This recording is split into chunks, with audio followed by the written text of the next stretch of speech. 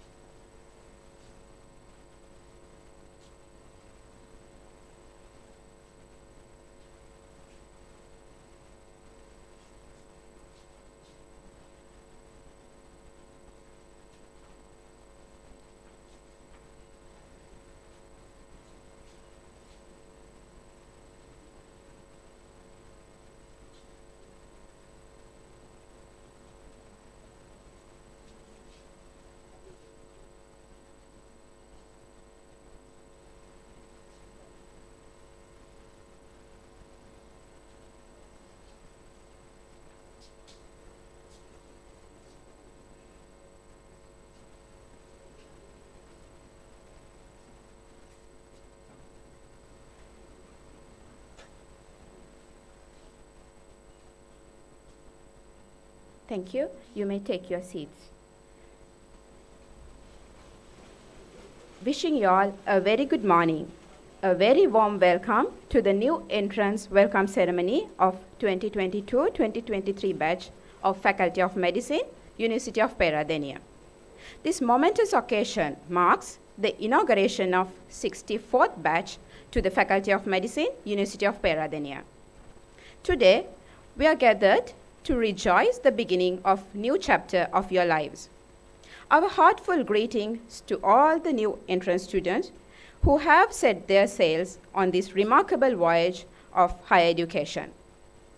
Without further ado, let's start the proceedings of the day by lighting the traditional oil lamp.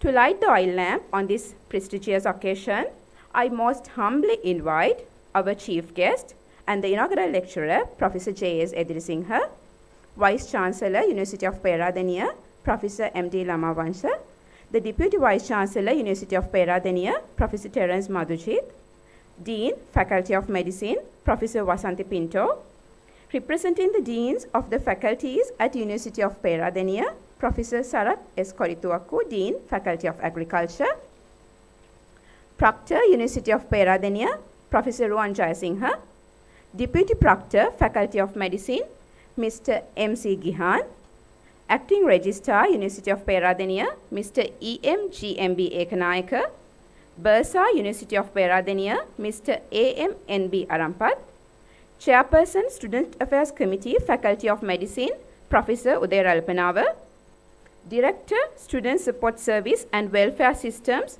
Professor Manoj Patirage, Director, Counseling and Psychological Support Unit, Dr. Sayuri Pereira, Deputy Registrar, Faculty of Medicine, Ms. S.D. Marasinghe, Deputy Bursa, Faculty of Medicine, Ms. Menaka Jayaratna, President of the Faculty Student Union, Mr. R.A.P. Hiroshan, and finally, representing 2022-2023 batch, the student with highest C score, Mr. W.A.U. Pereira, and a Bhutani student.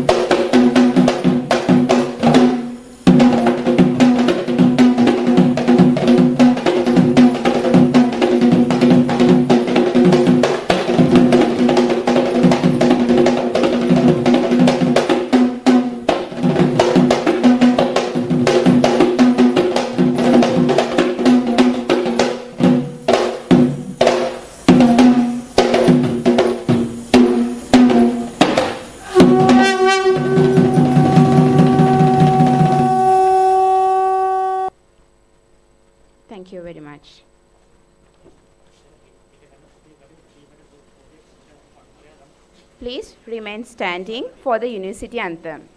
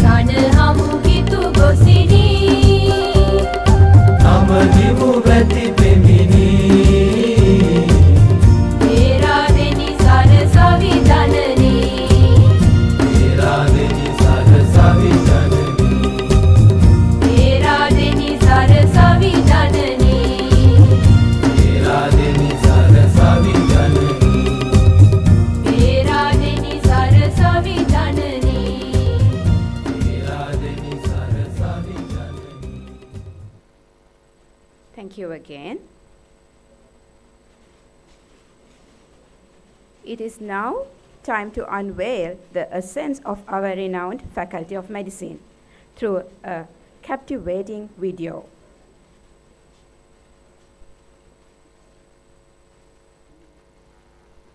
The first faculty of the University of Peradeniya of the New Garaha Road, we are now entering through the main gate. Past the security office, the first building to greet you is one of the oldest buildings in the faculty and houses the main administrative complex. Upon entering this building, there is an information desk to guide the visitors, followed by a comfortable waiting area. On turning to your right, you will enter the heart of the faculty, the Dean's office.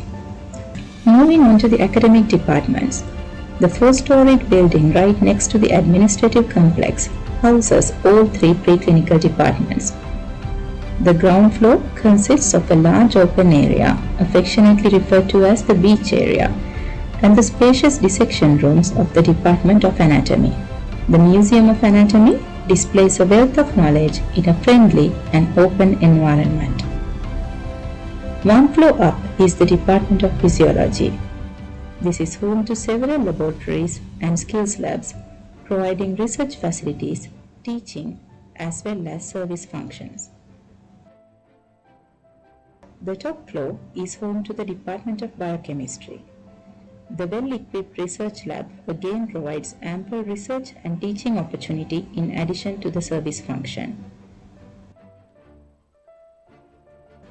Right next to the preclinical complex is the paraclinical building. Construction work is now nearly finished. The Department of Forensic Medicine in the ground floor of the building has tutorial rooms, a simulated court of law to give students practical training of court proceedings in the capacity of a judicial medical officer, a spacious museum and laboratory area for practical classes, as well as a well-equipped area for conducting post-mortem examinations. The Department of Pathology on the next floor is home to laboratories with a myriad of new equipment which provide an invaluable research and service function. The Department of Microbiology is again well equipped for teaching, research as well as services and boasts an experienced and well-trained technical staff working alongside the academic staff. The Department of Parasitology follows suit with similar facilities and equipment as well as a spacious laboratory area for students for comfortably engaging in practical, hands-on learning. Nearby is the Department of Community Medicine with spacious learning areas, tutorial rooms and a very friendly staff to guide them through medicine at community level. The Department of Pharmacology has an experienced and friendly staff and makes learning of a complex and deep subject easier for the students. The clinical building is one of the oldest structures in the faculty and is home to the departments of pediatrics, gynecology and obstetrics, anesthesiology and critical care, medicine and surgery. Teaching and training of medical students is complemented by the generous and tireless contribution of the extended teaching staff of nearby teaching hospitals, the National Hospital Kandy being one of them. Faculty of Medicine Peradeniya is unique in having its own affiliated teaching hospital, the Peradeniya Teaching Hospital, which currently conducts all the final year professorial appointments in addition to other teaching programs. It also contributes to postgraduate training, being a long recognized center for registrar and senior registrar training in many disciplines. The Department of Gynecology and Obstetrics has skills lab equipped with mannequins to take the students through the natural birthing process, providing them with a three-dimensional learning experience under the tutelage of the academic staff. Department of Anesthesiology and Critical Care provides undergraduate and postgraduate teaching and training in different settings. Learning rooms, the real-world setting at the Teaching Hospital Peradeniya, as well as the well-equipped simulation and skills laboratories allow the students to hone their procedural skills under the guidance of well-trained teachers. They get the ability and the opportunity to work individually and in small groups to practice essential skill sets in critical care. The Department of Pediatrics spans across the faculty, the Teaching Hospital Peradeniya and the Sirimao Bandaranaike Teaching Hospital to provide ample opportunity for teaching, learning and service provision. The Department of Surgery, with the largest number of academic staff members currently, has specialists across disciplines in surgery. Teaching is diverse, friendly and all-encompassing. The laparoscopic surgery workshops in the Skills Lab are particularly popular among postgraduate trainees across the country. The Department of Radiology, uniquely the only department in the country, is equipped with an image museum for teaching. A wide range of imaging facilities is contributed to the Teaching Hospital Peradeniya by the well-experienced staff members. The Department of Psychiatry provides students with a rich learning environment. The learning rooms in the faculty allow students to be guided through the concepts in psychiatry through group activities and role-playing. The Nuclear Medicine Unit is unique in providing invaluable services not only to the central province but the whole country at large. The Medical Education Unit is one of the largest in the country and hosts one of the well-received certificate courses in medical and higher education. The English Language Teaching Unit is popular among students with its friendly staff helping them in the transition to English language-based education.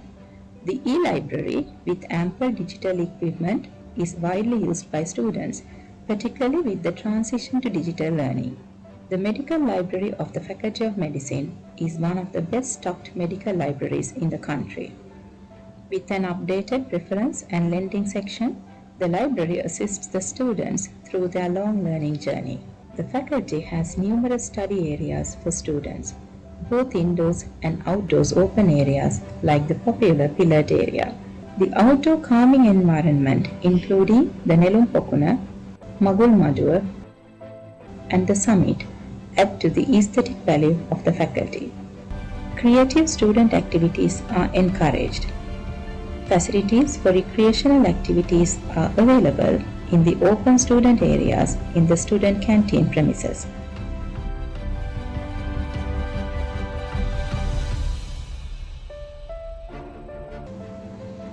Our faculty over the years has produced best performers in the island at the final MBBS examination. These are few of the proud products of the faculty since 2010. 2010-11 batch common merit list saw all three top positions occupied by Peradeniya graduates. In the 2012-13 batch common merit list, our students were able to secure the island first, second and fifth positions, doing Peradeniya University proud.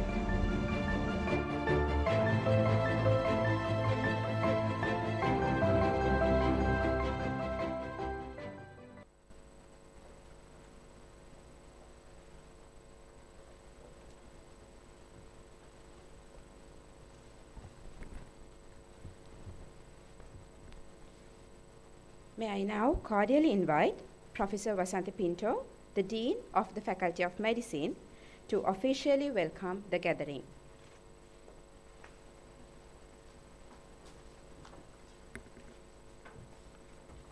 Thank you, Dinusha. Good morning to all of you. Vice Chancellor, University of Peradeniya, Professor M.D. Lamawasha. The chief guest today, Professor Sarat Singha. Deputy Vice Chancellor, Professor Terence Majudit. Deans of the faculties, Professor Manjula Atigala, Dean Faculty Dental Sciences. Professor Anil Pushpakumara, Dean Veterinary Sciences. Professor Lalani Atavara, Dean HS. Professor Ravi Kurupu, Dean Management. Dr. Uday Disanayaka, Dean Engineering. Professor Sanath Rajapaksha, Dean Science. Professor Sarat Korituaku, Dean Agriculture. All the other university officials, academic staff of the faculty, extended staff of the faculty, Chief Medical Officer Dr. Shandima, Deputy Registrar, Deputy Bursar of the faculty, distinguished guests, parents, and above all, dear students. Welcome to the faculty. You have a new chapter of your life here with us. My heartfelt congratulations to all of you being selected to the University of Peradeniya, which is one of the most beautiful and best universities on our island, with a top global ranking and indeed among the finest in South Asia. And also been selected to the Faculty of Medicine, Peradeniya, one of the best tertiary medical education providers that molds students into excellent clinicians and researchers. The University of Peradeniya is a multidisciplinary academic center with 9 faculties. You could see all the deans here. So medical, art, science, management, allied health sciences, veterinary sciences, dental sciences, agriculture, engineering, we are all living in harmony. The medical faculty of this university has now become your home away from home. We have many facilities for you, including academic staff with nationally and internationally recognized scholars with excellent academic credentials, the infrastructure, lecture halls, well-equipped laboratories, a simulation laboratory, museums, and other facilities, including a library, Wi-Fi, e-library, e-learning facilities, many. This also includes a dedicated English learning unit for all your English needs throughout your studentship years. That shouldn't be a hurdle for you because of this unit. Through systematic learning, we offer the best way to achieve your life ambition of becoming a skillful doctor. The undergraduate course is for 5 years. This curriculum you will follow is regularly updated and focuses on providing clinically oriented academic content that is in par with the best in the world.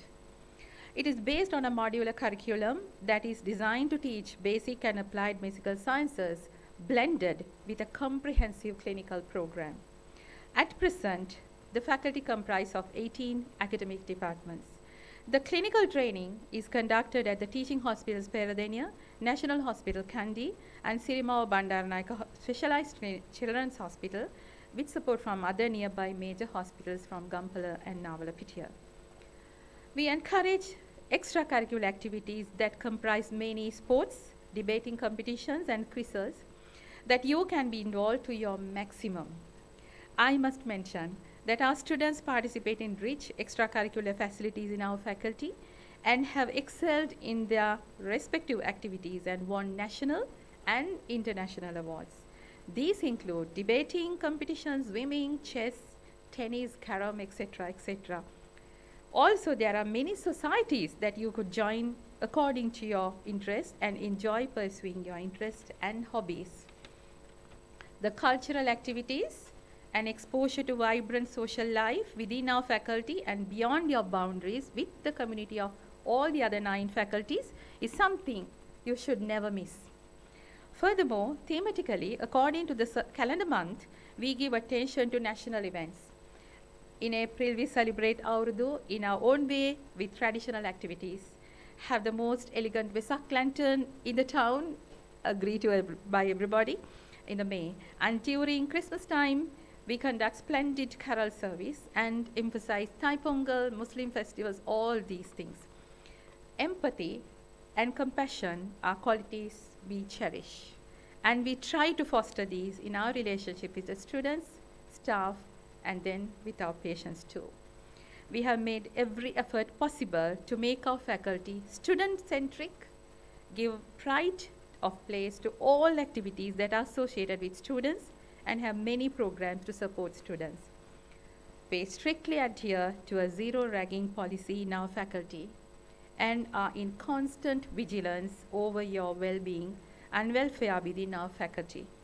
We have implemented many measures whereby feedback comes to us both through formal and informal channels of any hostility or discrimination towards any student, and we take maximum disciplinary actions against anybody involved in such activity.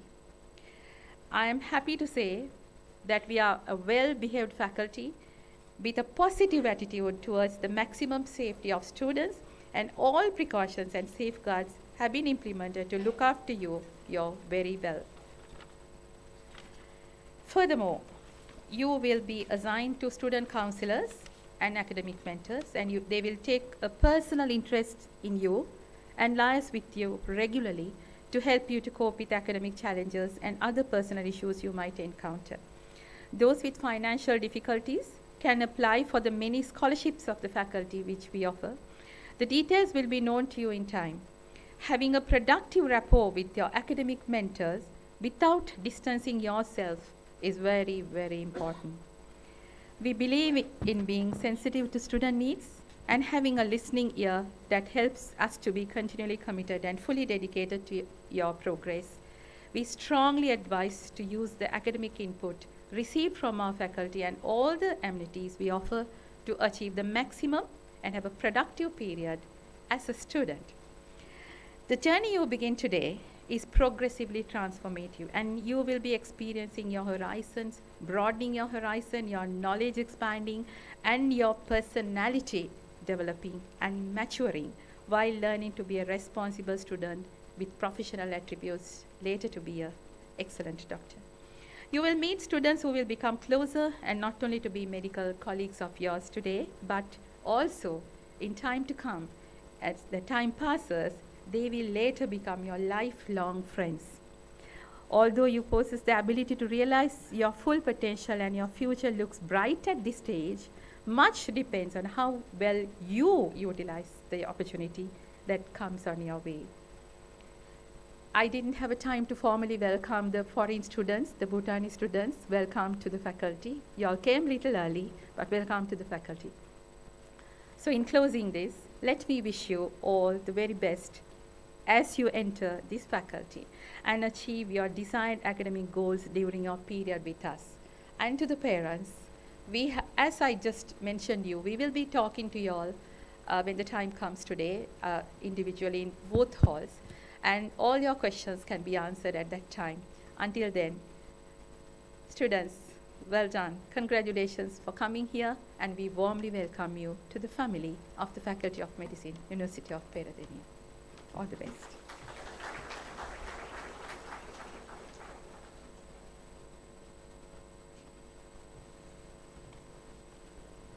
Thank you very much, madam. To move on with the proceedings, it is with immense respect that I invite Professor M.D. Lamavansa, Vice Chancellor, University of Peradeniya, to address the gathering. Tamil translation of Vice Chancellor's speech will be done by Dr. Krishna Pradeep.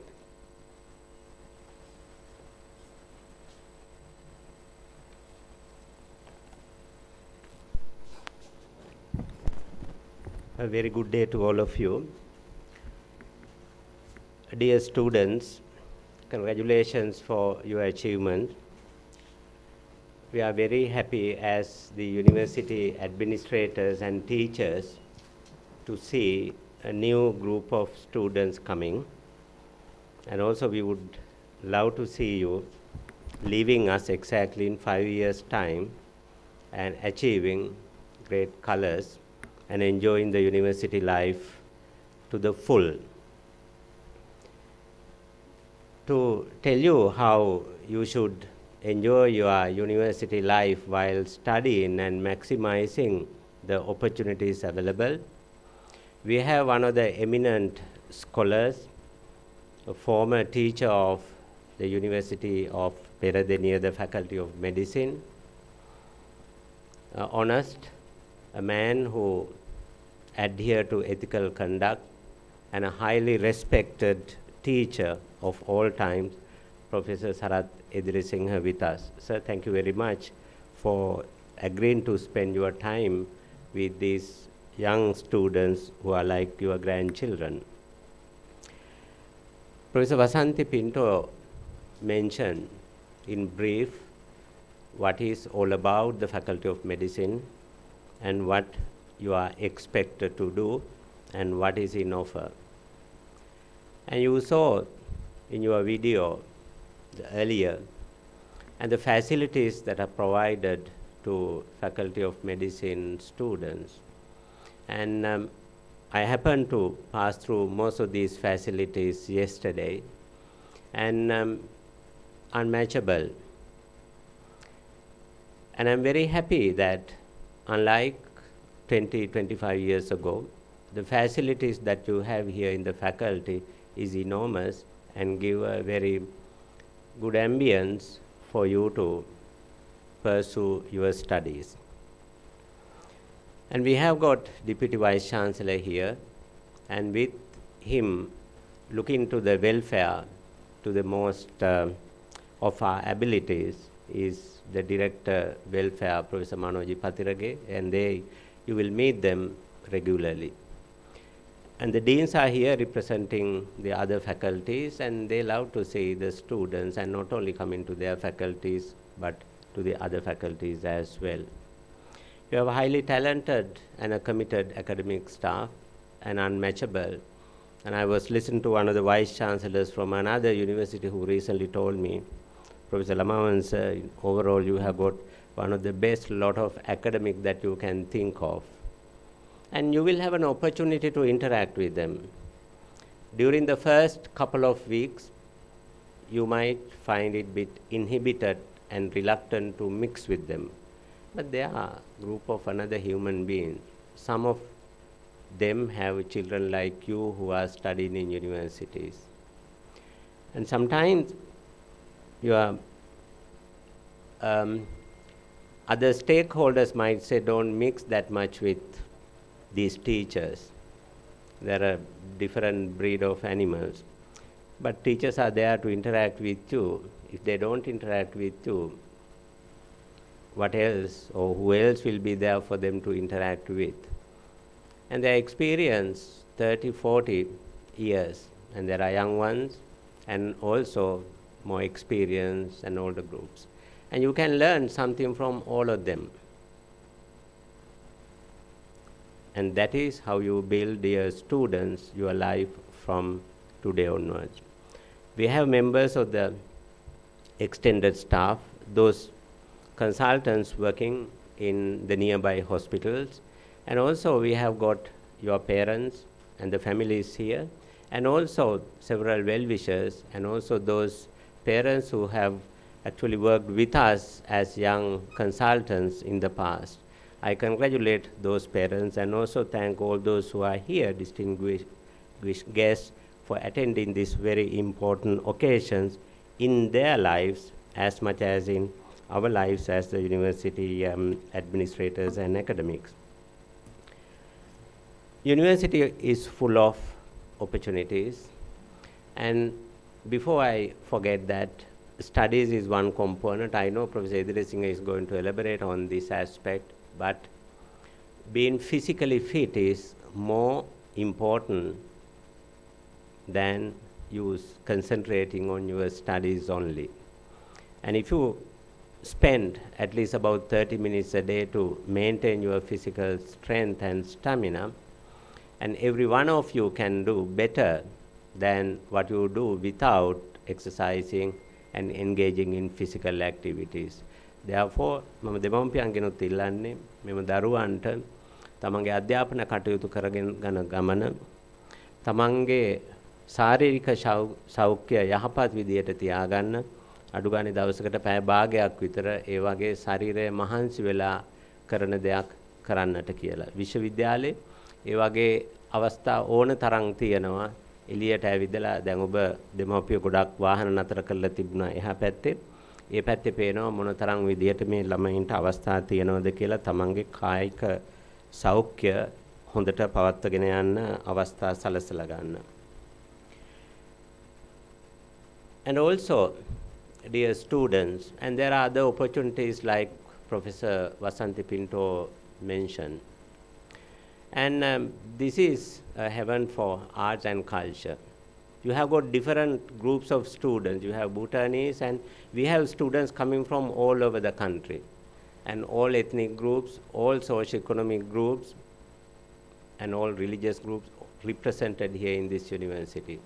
Not only in your faculty, but there are other faculties. Along with you, there will be about 3,400 students coming to this university over the next 4 or 5 years, and you will have opportunity of seeing thousands and thousands of students and interact with them as much as possible, and then learn from each other.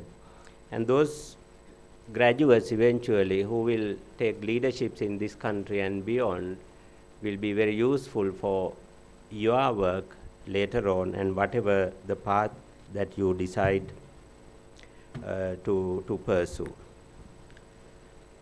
Now you are here වෛද්‍යවරයෙක් වෙන්න බලාගෙනනේ ඇවිල්ලා තියෙන්නේ. මම වෛද්‍යවරයෙක් වෙන්න බලාගෙන පළවෙනි දවසේම ආවට ආසාව තිබුණා, ආසාවට ආවේ. නමුත් වෛද්‍යවරයෙක් වෙලා මොකද්ද කරන්නේ කියන එක පිළිබඳව එච්චර මට හැඟීමක් තිබුණේ නැහැ. ඒ හැඟීම එන්න ටික කාලයක් යනවා. සීනියර් වෛද්‍යවරු, ආදර්ශමත් වෛද්‍යවරු මේ වගේ ඒගොල්ලන්ගෙන් අපි ඉගෙන ගන්නවා කොහොමද මේ වෛද්‍ය වෘත්තිය කියන්නේ මොකක්ද කියලා.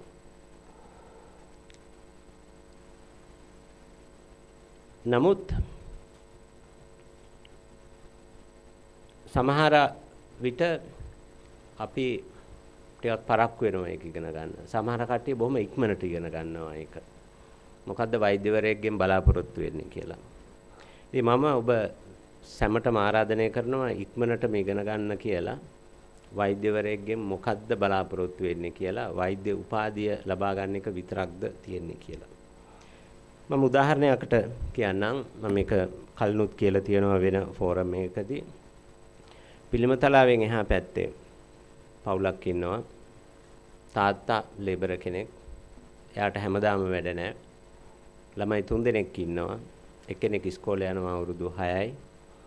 අනිත් ළමයට අවුරුදු 3යි. තව ළමෙක් ඉන්නවා පොඩිම එක්කෙනා තුන්වෙනි එක්කෙනා කිරිබොන වයසේ ඉන්න මාස 8ක් වෙන ළමයෙක්. එදා වැඩ නැහැ. අම්මට කොහොමත් වෙන වැඩක් කරන්න බෑ ළමයි තුන්දෙනා බලා ගන්නවා මිසක තාත්තා යනවා කොස් ගෙඩියක් කඩන්න ගහේ. ඒ තාත්තා බිමට වැටෙනවා ගහෙන් ලිස්සලා. කොන්ද කැඩෙනවා තාත්තගේ. අම්මට විතරයි ළම විතරයි ඉන්නේ. වෙන නෑදෑයෝ වටේට නෑ. මේ අම්මට ප්‍රශ්න රාශියක්. තමන්ගේ මහත්තයා රෝහලට ගේන්න ඕන. ජීවත් වෙයිද දන්නේ නැහැ. හැමදාම ඇඳේ ඉඳීද දන්නේ නැහැ. කකුල් දෙක පන නැහැ. කොන්ද කැඩිලා. තමන්ගේ එක ළමයෙක් දැන් ඉස්කෝලේ ඉන්නේ. කවුද ගන්න යන්නේ මේ ළමයා? නැත්නම් ළමයා ගෙදර එනකොට කවුද ඉන්නේ? මම මොකද කරන්නේ අනිත් ළමයි දෙන්නත් එක්ක? මට ගෙදර ඉන්නත් බෑ. මං ඉස්පිරිතාලෙට යන්නත් ඕන. මේ ළමයි දෙන්නත් එක්ක. අතේ සල්ලි නැහැ. කාගෙන් හරි කතා කරලා ත්‍රිවිල් එක හරි ටැක්සි එක හරි වාහනයක දාගෙන ඉස්පිරිතාලෙට එන්න ඕන. ඒක කරන්න තියෙන්නේ ණයට. ඒතකොට එහෙම එන රෝගියා ඒ පවුලම එනවා එතකොට. ඉස්සලම හම්බෙන්නේ ඔබ වගේ කෙනෙක්. එකල ජීවිතේ රෝහලේ ඉන්න කාලයත් ශල්‍ය කර්ම කරන්න වෙනවා. මුත්‍ර කරන්න බට දාන්න වෙනවා. කෑම දෙන්න කෑම නැහැ. කොහොමද ඒවා සලසගන්නේ? හැමදාම ඇවිල්ලා බලන්න අම්මට සල්ලි නැහැ. තව ළමයි 3 දෙනෙක් බලා ගන්න ඕන. තාත්තා දැන් රස්සාවක් කරන්නේ නැති නිසා ඒ අම්මා කොහොමද ජීවත් වෙන්නේ? ඊට අමතරව සදාකාලික අත්බඝාතයක් වුණාට පස්සේ කොහොමද බලාගන්නේ ළමයි 3 දෙනාත් එක්කලා? ඊළඟට වෛද්‍ය ප්‍රතිකාර ගන්නකොට ගෙදර ගිහිල්ලා කාටද කතා කරන්නේ? කවුරුවත් නැහැ. ඒකට ඒ ඔක්කොම කරන්න රුකුලක් වෙන්නේ the pivotal role if somebody is to play, it is you as doctors. They will trust no one else, only you, dear students. And that is what I mean by becoming a doctor, caring for this family through this patient. And that is a very long commitment, not just seeing the patient in the hospital and sending that patient away ඕන දෙයක් කරගන්නට කියලා. If anything is unique about the Faculty of Medicine, University of Peradeniya, and the uniqueness is that many of our graduates of Faculty of Medicine, Peradeniya, live up to that expectations, and they do exactly what I said a little while ago, looking after this patient and the family. I can cite many examples, and I have been here for more than 35 years, and how I have heard from third and the fourth parties how our students and our graduates have done exactly what is expected. And that is what we want, all of us want you to become at the end. Last week, or about 2 weeks ago, I operated on a patient. I told the patient, having operated, to see the local general practitioner, ගමේ ඉන්න දොස්තර මහත්තයා හම්බෙන්න. ඊට තව සුමානයකට පස්සේ මාව හම්බුනහම ඇති. කළා සුමානයකට පස්සේ මාව හම්බෙන්න එනකොට ඔක්කොම මම බලලා අවශ්‍ය උපදෙස් දීලා යන්න හදනකොට කිව්වා මම ගියේ මේ සර්ගේ ගම ගෝලෙක්ගේ ළඟට නේ කිව්වා. So and then she said හරි හොඳයි නේ ඩොක්ටර්ස්ලා කියලා. So that I felt very happy, because one of our students, she was just relating, and she was executive officer in a well-known private establishment in this country. And operation කරපු card එක ගත්තට පස්සේ ගත්ත හැටිම කිව්වලු හා මේ අපේ sir කෙනෙක් නේ operation කරලා තියෙන්නේ. So that he had respect to this university and the faculty, and that is what we want when you graduate, to have that respect and the recognition of what we have, the university has offered to you. And also he has been so nice to her right throughout, even before that. She said, මේ සර්ලගෙන් ඉගෙනගෙන උපු මේ දොස්තර මහතුරු හරි හොඳයිනේ කියලා. And ඔක්කොම දෙවියෝ කියලා she left. So that is what we feel happy about when we hear about you eventually in our retirements. And you will have similar experiences. And recently I visited with one of my deans to my former principal in the Peradeniya Central College. And he is only 104 years. හොඳට මතකයි සනත් එක්ක ගියේ හොඳට කතා කරලා. He was very happy that we visited him. ඒගොල්ලන්ගේ ගෝලයෝ ඉස්සරහට ගිහිල්ලා ප්‍රයෝජනවත් පුරවැසියෝ විදියට ජීවත් වෙන එක. And also if I learn anything, and Sanath will agree with me, that he continued to read about what's happening in the country. And also at the age of 104, he related what happened the day before about the price hike of sugar. He said, කොහොමද මේ අහිංසක මිනිස්සු ජීවත් වෙන්නේ? But he has enough means to live. There was no problem for him. And we had a long chat, and that is one experience that we had recently. He was happy, and I was happy as well. And on the way back, and I met a teacher, my chemistry teacher from Deyandara Central College. Those days it was called Mahavidyalaya. And he is down with an illness. Touch wood, the principal doesn't have to take any medicine whatsoever. And this gentleman, the chemistry master, was a very tough master. I am here thank to him as well. And he is suffering from an illness. And he said, Sanath was not there. As I left, he said, මගේ ජීවිතේ අවුරුදු 2කින් තව දීර්ඝ වුණා. So that is what the teachers would like, because he was very happy to see us teachers like for their students to become the school teachers or the university teachers. So dear students, we expect a lot from you, not just as administrators, but as your teachers. Then during this period, and there will be a lot of request for you, මේ තියෙනවා නිදහස් අධ්‍යාපනයේ බේර ගන්න ඕන. ඔය වගේ ගොඩාක් දේවල් එනවා එක එක මේ පිල්ලි වාගේ මේකට. ඔයගොල්ලන්ට ඕන නම් ඒවට ගිහිල්ලා පාරේ ගිහිල්ලා පෙළපාලේ ගිහිල්ලා මෙහි ඉන්න කාලේ වැඩි කරගන්න ඕන නම් වැඩි කරගන්න පුළුවන්. ඒක ඉතින් ඔයගොල්ලන් තීරණය කරගන්නට. එහෙම නැත්නම් ඊයේ මම දැක්කා there's a time schedule for this faculty in 5 years time, and the dean and the staff are planning to complete your degree program. You decide which one you want. If you want to get into politics, and you can do it later on, but if you leave this university within 5 years, that will be very useful for us also. Now we have 7 batches instead of 5 batches of medical students in this university. How do we provide all welfare facilities? Toilets, water, electricity, 7 batches instead of 5 batches. Unlimited numbers cannot be accepted.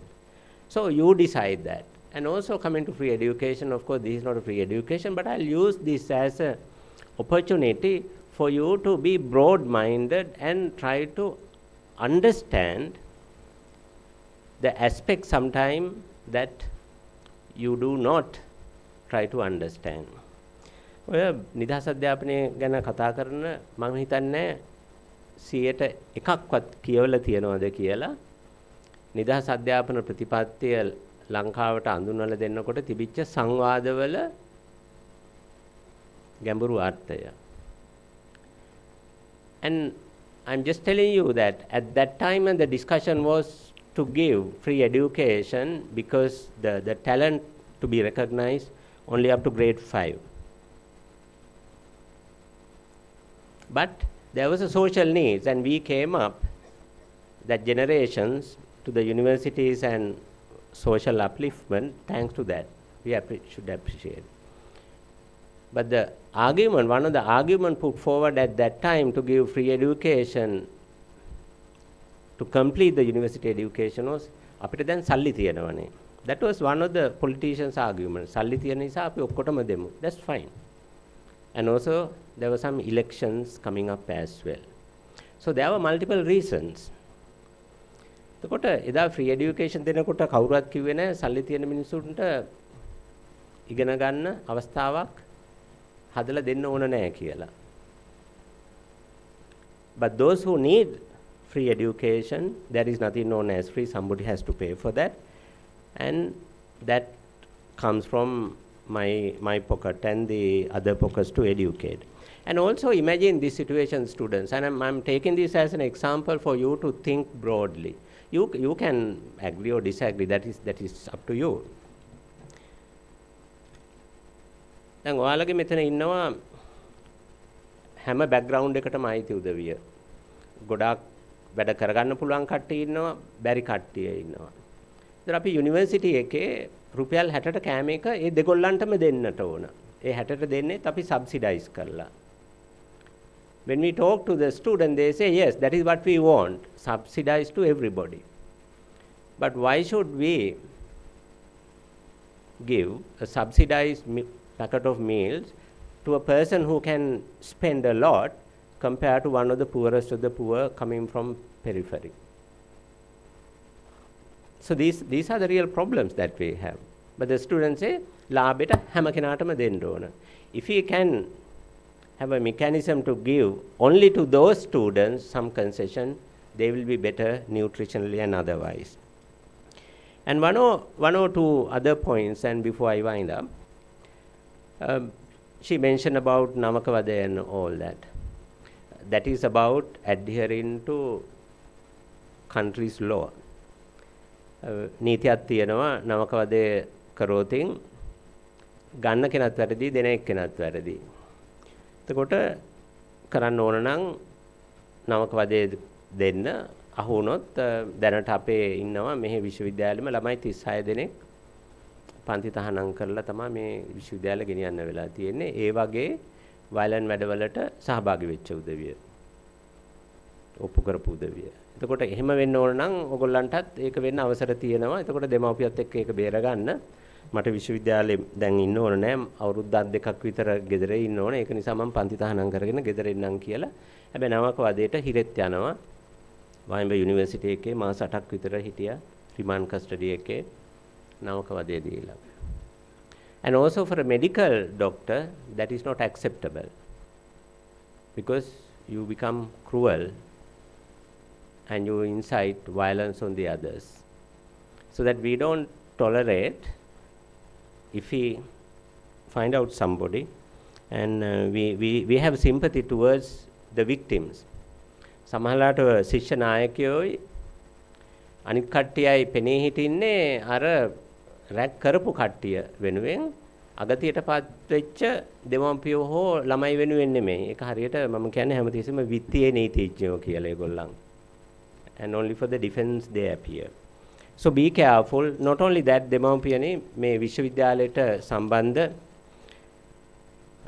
විශ්වවිද්‍යාලය ඇතුලේ ඉන්නවා ළමයි 30000කට වැඩිය එක එක මට්ටමේ ඒගොල්ලන්ගේ පවුල් ඉන්නවා හැම මාසයකටම එකක් හෝ දෙකක් මට ආරංචි හම්බ වෙනවා ඇක්සිඩන්ට් වෙලා හෙල්මට් නැතුව ගිහිල්ලා ජීවිතයක්ෂයටපත් වෙනවා කියලා. වෛද්‍ය ශිෂ්‍යයෝත් සාමාන්‍යයෙන් අවුරුදු 3කට විතර එක්කෙනෙක් ඒක කරගන්නවා. ඒක කරගන්නේ හුඟක් වෙලාවට හෙල්මට් එක දාන්න නැතුව ගිහිල්ලා. ඉතින් දෙමව්පියන් දැනගන්න ඕන ළමයින්ට කියලා දෙන්න හෙල්මට් එකක් තමන්ගේ ළමයාට ඔලුවක් තියෙනවා නම් ඒ ඔලුව ආරක්ෂා කරගන්න හෙල්මට් එක දාගෙන යන්න ඕන කියලා. ඔලුවක් නැත්තම් ඉතින් හෙල්මට් එක දාන්න දෙයක් නැහැ නේ. ඒක නිසා ඒක නොදා ඉන්න පුළුවන්. So you can decide what you want. එහෙම ඉතිහාසය බලන්න හැම අවුරුදු 3කටම සැරයක් වෛද්‍ය ශිෂ්‍යයෙක් මැරෙනවා. දැන් ගිය සුමානේ දෙපැත්තක එක්කෙනෙක් පොළොන්නරුවේ තව මන්නාරම පැත්තේනේ ඇක්සිඩන්ට් දෙකක් දෙකේම හෙල්මට් දාගෙන ගියේ නෑ. ඊට අමතරව වැඩ කරන සේවකයෙක්ගේ ලපුත්තු දෙන්නම ඇක්සිඩන්ට් වෙලා and unfortunately one died. ඒත් හෙල්මට් දාලා ගියේ නෑ. That was about 3 weeks ago here. So I get all this every day coming to me and I feel very sad that you don't take any action to prevent. So with this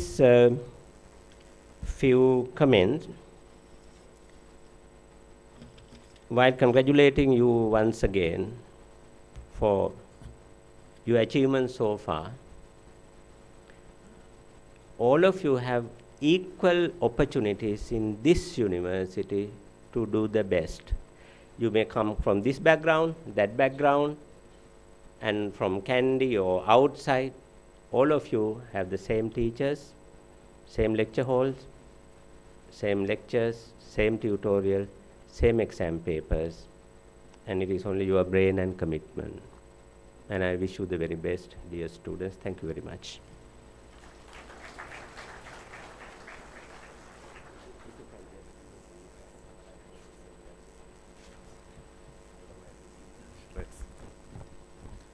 அனைவருக்கும் இனிய காலை வணக்கங்கள். எமது பல்கலைக்கழகத்தின் துணைவேந்தர் பேராசிரியர் MD. லமாவான்ஸ் அவர்கள் ஆங்கிலத்திலே ஆற்றிய உரையின் சுருக்கத்தை தமிழிலே நான் இப்பொழுது தருகின்றேன். இன்று வருகை தந்திருக்கும் பேராசிரியர் பிரதம விருந்தினர் எதிர்சிங்க ஐயா அவர்களை வரவேற்பதோடு வந்திருக்கும் அனைத்து மாணவர்களையும் பெற்றோர்களையும் வருக வருக என்ற இருகரம் கூப்பி வரவேற்கின்றோம். இன்று இந்த எமது வைத்தியபீடத்தின் வசதிகளை நீங்கள் கண்டீர்கள். சில ஆண்டுகளுக்கு முன்னர் இத்தனை வசதிகளை நாங்கள் பெற்றிருக்கவில்லை. ஆனால் இன்று உங்களுக்கு சகல வசதிகளையும் உங்கள் கல்வி நடவடிக்கைகளையும் கொண்டு செல்ல எல்லா வசதிகளும் இங்கே காணப்படுகின்றது. அதே போன்று நமது பீடத்திலே நல்ல திறமையான பேராசிரியர்கள், விரிவுரையாளர்கள் சகலரும் உங்களுக்கு சகல கல்வி நடவடிக்கைகளையும் முன் கொண்டு செல்ல சகல அறிவுரைகளை வழங்க காத்திருக்கின்றார்கள். இந்த புதிய சூழலுக்கு நீங்கள் வெகு விரைவிலே பழகி இதன் முழு பயனையும் அனுபவிக்க வேண்டும் என்று நாங்கள் எதிர்பார்க்கின்றோம்.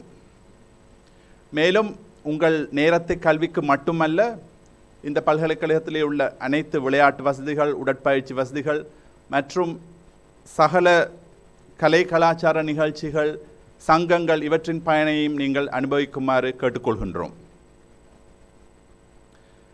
மாணவர்களே, நீங்கள் அனைவரும் வைத்தியராக வேண்டும் என்ற ஆசையில் இன்று இங்கு வந்துள்ளீர்கள்.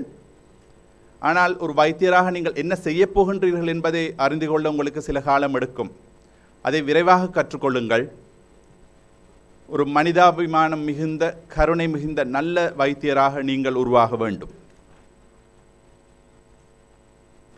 ஆசிரியர்களாகிய எங்களின் எதிர்பார்ப்பு நீங்கள் நாட்டிற்கு உகந்த நற்பிரஜையாக உருவாக வேண்டும் என்பதே ஆகும். இலவச கல்வியின் பயனை அனுபவிப்பவர்களாக நீங்கள் இன்று இங்கு வந்துள்ளீர்கள். இதன் முழு பயனையும் நீங்கள் பெற்றுக்கொள்ள வேண்டும் என்றால் உங்கள் காலத்தை வீணடிக்காது, அரசியல் மற்றும் பொது நடவடிக்கைகளிலே உங்கள் காலத்தை வீணடிக்காது, உங்கள் நேரத்தை பயனாக உபயோகிக்க வேண்டும் என்பதே எங்கள் அனைவரினதும் எதிர்பார்ப்பு ஆகும். ஏற்கனவே குறிப்பிட்டது போல் பகுடிவதை இந்த வைத்தியபீடத்திலே முற்றிலும் தடை செய்யப்பட்டுள்ளது. பகுடிவதை சம்பந்தப்பட்ட ஏதேனும் பிரச்சனைகள் இருந்தால் நிச்சயமாக உங்கள் ஆசிரியர்களுடனோ, விரிவுரையாளருடனோ அல்லது பீடத்தின் ஏனைய உறுப்பினர்களுடனோ கலந்துரையாடி ஏதேனும் பிரச்சனைகள் இருந்தால் உங்கள் பிரச்சனைகளை நீங்கள் பகிர்ந்து கொள்ளுங்கள். அதே போன்ற பேராசிரியர் குறிப்பிட்டது போல நீங்கள் மோட்டார் சைக்கிளில் பயணிக்கும் போது நிச்சயமாக ஹெல்மெட் அணியுமாறு கேட்டுக்கொள்கின்றோம்.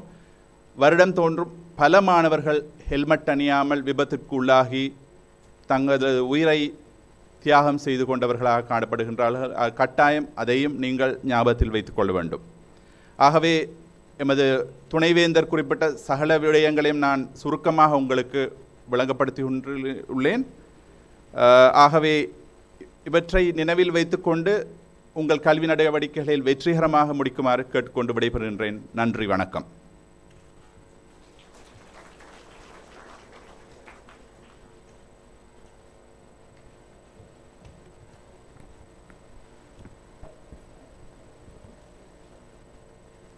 Thank you very much, sir.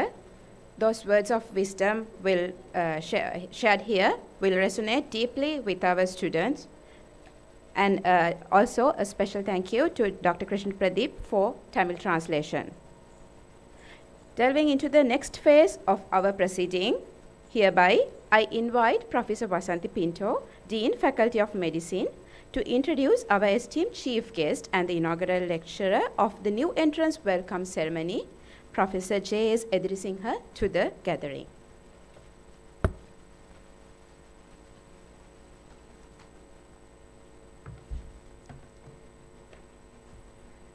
distinguished guests and students.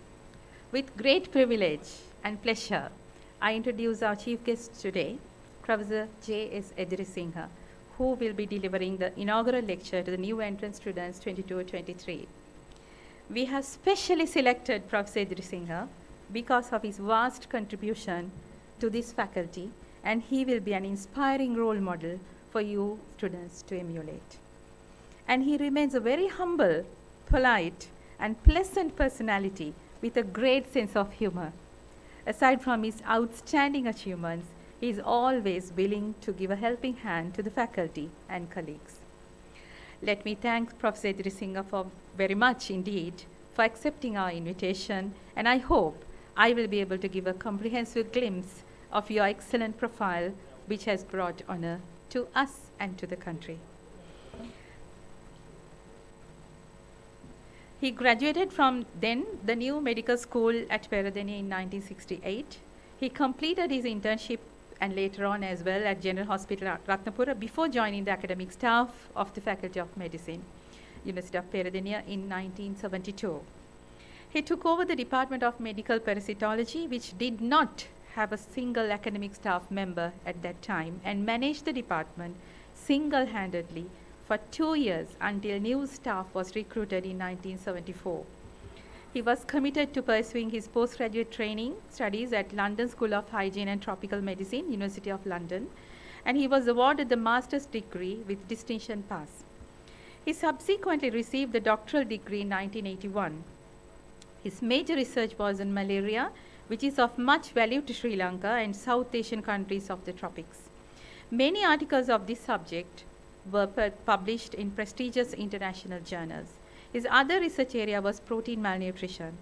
His publications include journal articles, chapters in international textbooks, a textbook of parasitology, and several books on related subjects. He received special training in parasite immunology in Switzerland and is a member of the Federation of Asian Parasitologists. He had multiple interests.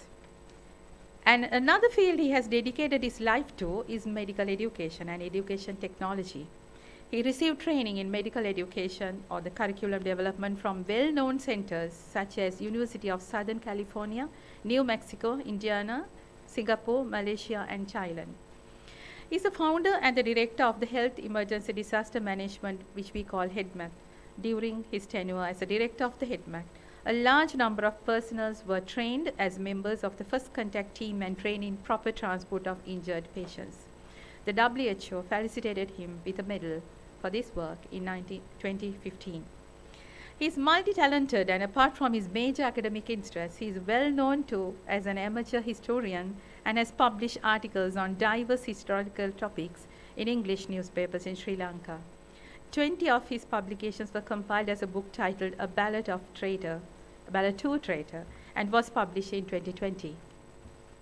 His swan song was the publication of the book My Peradeniya, a biographical narration of a Peradeniya campus and a second medical school at Peradeniya, covering a period of nearly 55 years. The book is on my table. I'm waiting to read that, sir. His short stories in English have been published in prestigious English literature journals. Following his retirement after 36 years of service at the Peradeniya Medical School faculty, he was appointed as a senior consultant to the newly established Rajarata Medical Faculty. He, together with few colleagues, was able to establish the new faculty on a solid footing. After providing yeoman service to this medical school, he retired in 2017. He continues to write newspapers to take part in teaching activities in the Postgraduate Institute of Science at Peradeniya and the Staff Development Centers at Mihintale. On a personal note, he is one of the most loved and respected teachers in our times, sir, in this faculty. And I'm proud to be one of your students. Dear sir, it's my pleasure and privilege to invite you to address the audience. Thank you.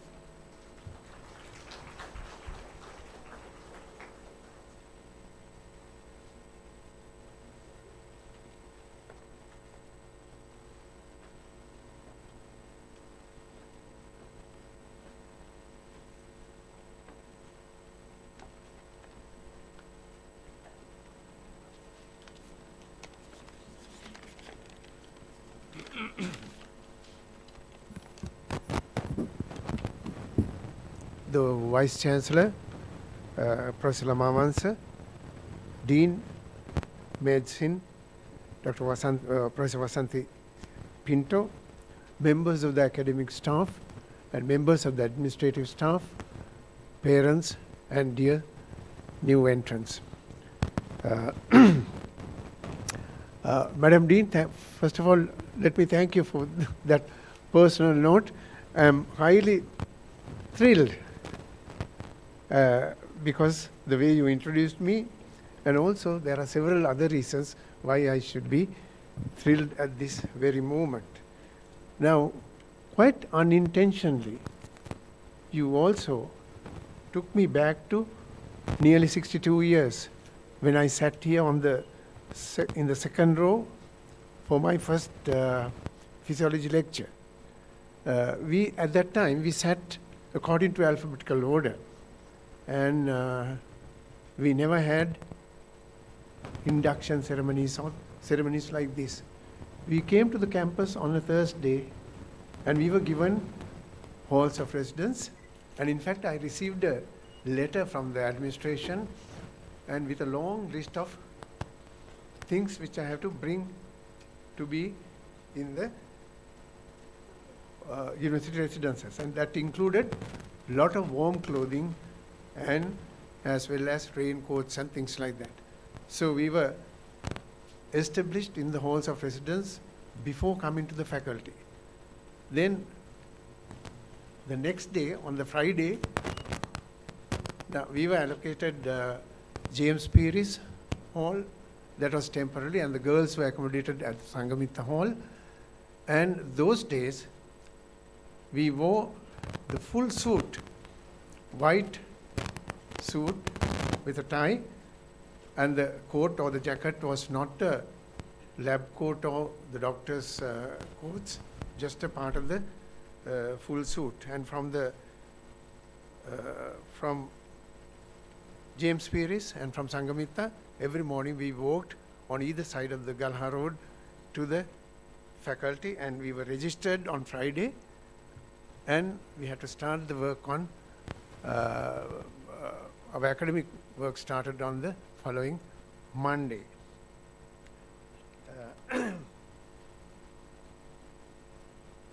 Now, it is very exciting for me because in this venerated old lecture theatre, we used to listen to people like R.S. Watson, Wilberforce Jans, and most interestingly, Seneka Bibile, who became a very good friend of mine, and people like that. And I knew there were batches were not this big, and I knew about Peradeniya because I had an elder brother who is no more, who did special degree in history.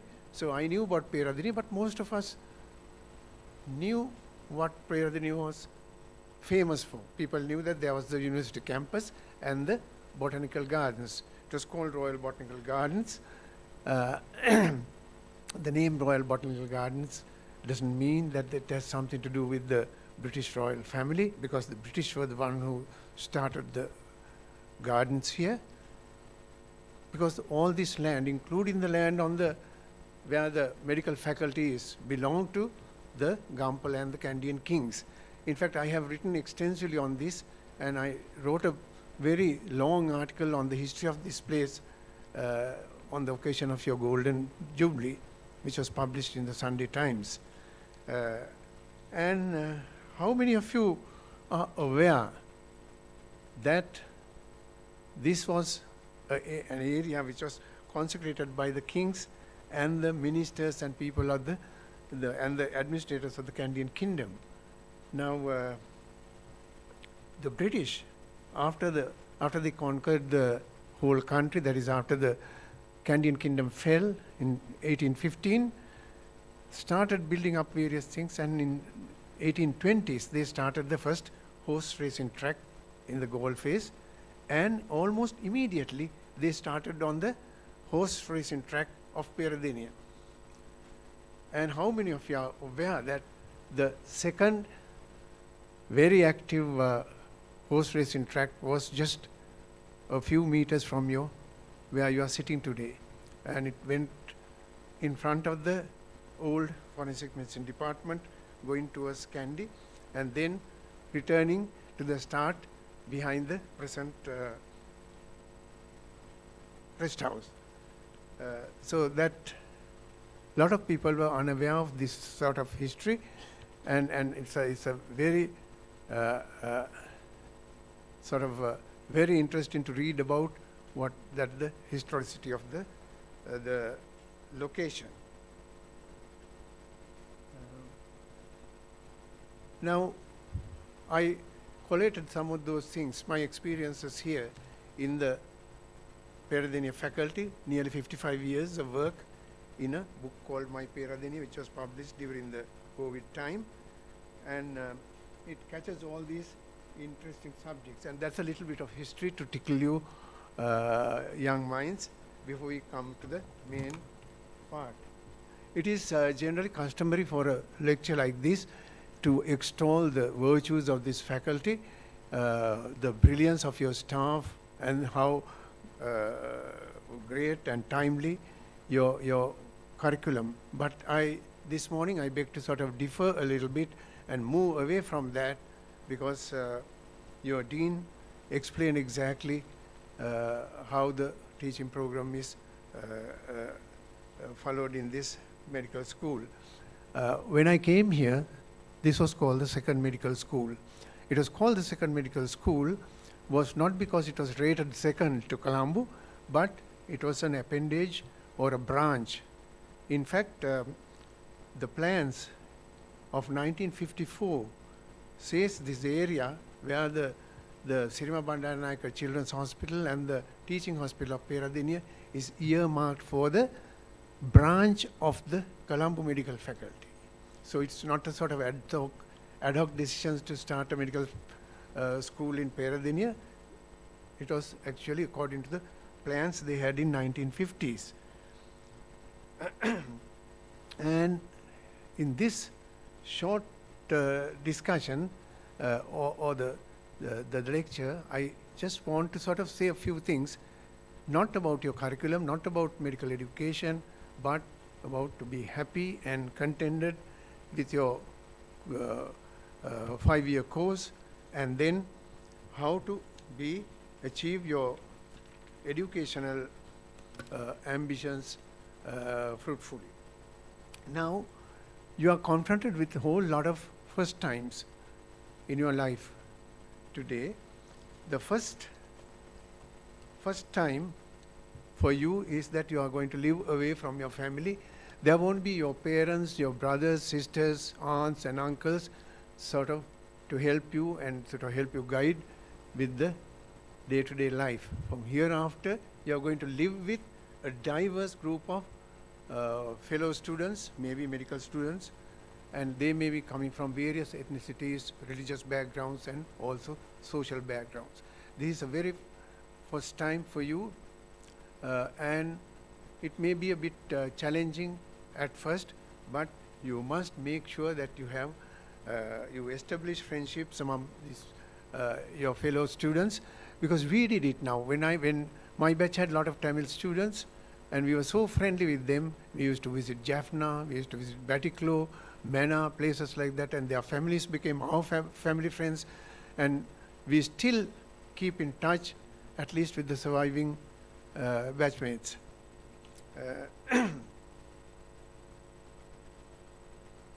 Now, the second thing is that you should be very proud and privileged to be part of this beautiful Garden University of Sri Lanka, and you'll have lot of places to visit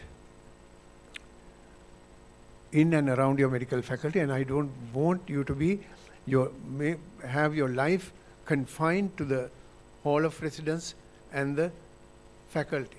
There are so many places. In fact, few years back, maybe 25 years back, we did a small survey, and we found that there were doctors who graduated from Peradeniya who had never seen the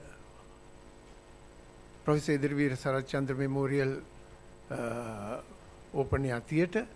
There were people who had never seen the Akbar Bridge. There were few people who had only seen the gymnasium. So that was very, very sad to hear that, because medical students are actually looked upon as crammers by other faculty members. But it shouldn't be like that, because you see, the open air theatre is one of its kind in the country, and they hold regular drama festivals, and medical students should take part in or at least be present in those things. And the Senate House, which is the architecture of which was actually based on the Brazen Palace in Anuradhapura, the Lower Mahapaya, and the gymnasium is close by, one of the best gymnasiums of the country and one of the pioneer gymnasiums established in this country. The cinder track, which was one of a kind, although it is a bit deteriorated now, it was first time established in this campus. The Akbar Bridge, you must see. When I came here as a medical student, a first year medical student in 1963, there was actually Akbar Bridge was completely demolished or collapsed. There were two parts hanging down, almost touching the flowing Mahaveli, and the building of the engineering faculty was going on the left bank of Mahaveli, and the students were in Colombo. Then 1964, the students came to Peradeniya, and it was Professor Thurai Raja and the final year students who consulted for the State Engineering Corporation to build the bridge, which is now called the Akbar Bridge. And it is only vehicles around are the motorcycles, and I must be one of the only persons living so far who had seen a small Volkswagen Beetle going across that bridge.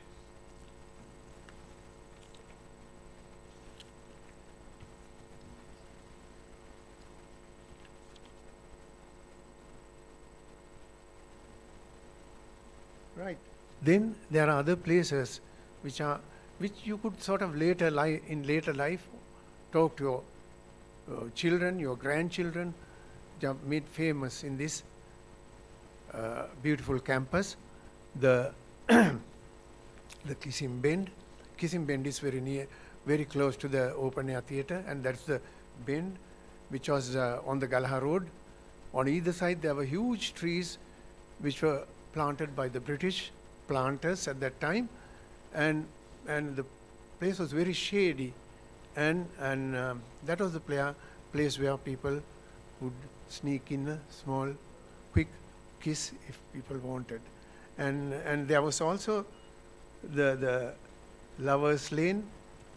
It was on the other side of the Senate House, very close to the right bank of the Mahaveli. And these are places you should visit and see, because you can talk about these things. You can collect stories, anecdotes, and things like that, which would be, you would recall nostalgically in your later life. Then, very close to the one end of the campus in Mahakanda, you have the Gal Bangalava. At that time, it was a residence, and 4 university academics families lived there, and that's a huge English style mansion built by Mr. Wright, who was a pioneer planter in this area, replete with stables and a cemetery for pets. And that sort of thing you must visit and see, and make expand your horizons in life.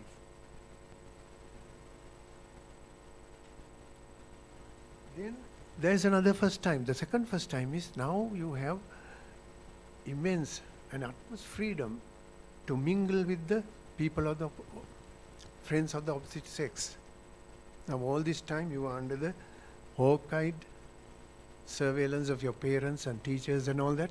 Now here you have unlimited freedom to mingle with the opposite sex. But you must be very careful in this, because don't be hasty. You have 5 years, build up relationships, and most of all, you must respect the opposite gender. I have a special word for the male medical students here.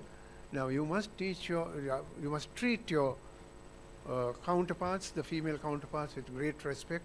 In this country, the women do not receive the respect they need, but as medical students, be respectful to the opposite gender, your friends, your girlfriends, or the females of the other faculties. Now I told you that I came to the campus on a Thursday, and that first Saturday, Dr. Ram Aluvihare, mother of Professor Aluvihare, who was our surgery professor here, now organized a get-together at Sangamita.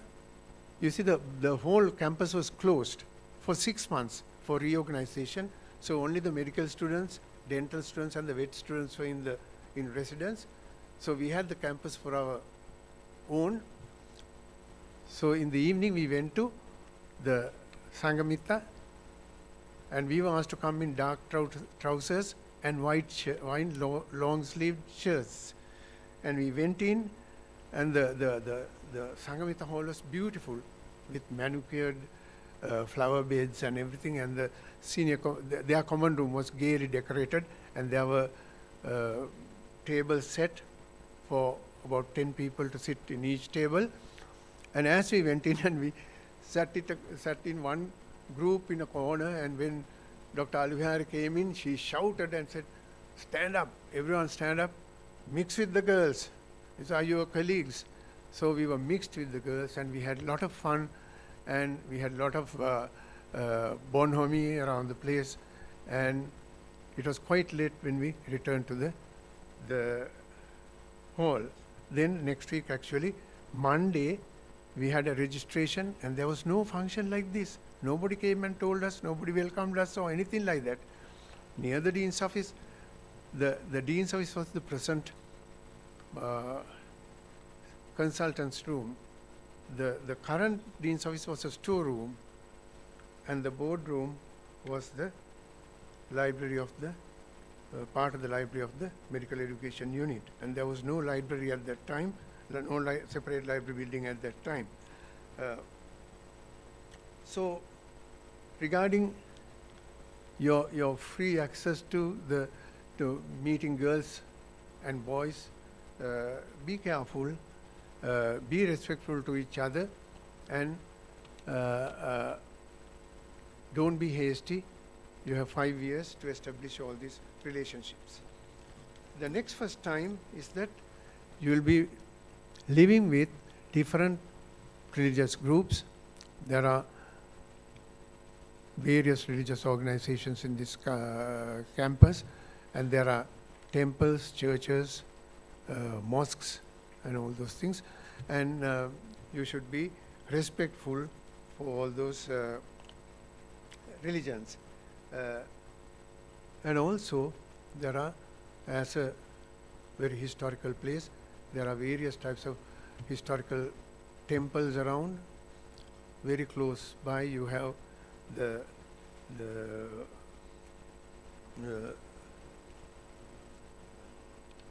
some of the temples where the tooth relic of Lord Buddha was, when it was brought from its hiding places, it was kept in those temples, and it's historically very important places around. So you should visit many of those things. And then let me touch on some of the things the Vice Chancellor brought up about the politics in the campus. Now, today, the university students are highly politicized, and you all are all above 18 years, You all have the vote, and also now you will be having a tin number also. So you are free to indulge in political activities, but remember that the medical course is a full course, and you have to offer all the subjects forwarded by the faculty. You have no free time, so that only time you can indulge in active politics, as far as I think, is the lunch hour. If you want to come out with placards and all that, come out at 12 o'clock, 1 o'clock, return back to the lecture theatres and do your work. That is the only type, and you are not part of a crusade. You are not going to change governments or countries and things like that. It is not your, you are not called upon to do that. You are here for 5 years using your parents' money or the state money, and you have a job to do. Finish in 5 years. I started on a particular day as a first year medical student, and exactly when finished 5 years, we graduated. We never struck work. There were problems, and for the first time in the history of Peradeniya, Vice Chancellor's lodge was burnt. Part of the thing was burned by some of the students. The campus was closed, but the medical students continued to have our lectures, clinicals and all those things. And if you want, another way is to show dissent is to wear a black band and just continue with your work. Now, that important question, first time question touched by the Vice Chancellor, that is about your well-being. Now, it's very hard for you to, now you may have to even sort of forage for food in this campus, and because the country is in a very bad economic state, you will find it very difficult to find good food. Now you are young, energetic, and you have to have the physical and mental well-being. You should be nourished. A small project we did in Rajarata, we found large number of students were anemic, and very few consumed enough protein, and almost there was no one who consumed fruits and green vegetables. And we were shocked to see that. And this phenomenon of anemia in the classroom and the malnutrition in classroom is not a new phenomenon. It had been going on for decades with very little attention to it. And just to contrast how things were and how the winds of change had swept away some of the traditions, I just mentioned that when I was a first year student at Mars Hall, we had 3 full meals with an afternoon tea also. The morning breakfast was always boiled eggs. You can have a choice of half boiled or full boiled eggs, and there was plenty of butter, all piled up high on a crystal dish, and we used cutlery and crockery. Everything was served by people, and there were stewards who always spoke English. The language of the faculty and the campus mostly at that time was English.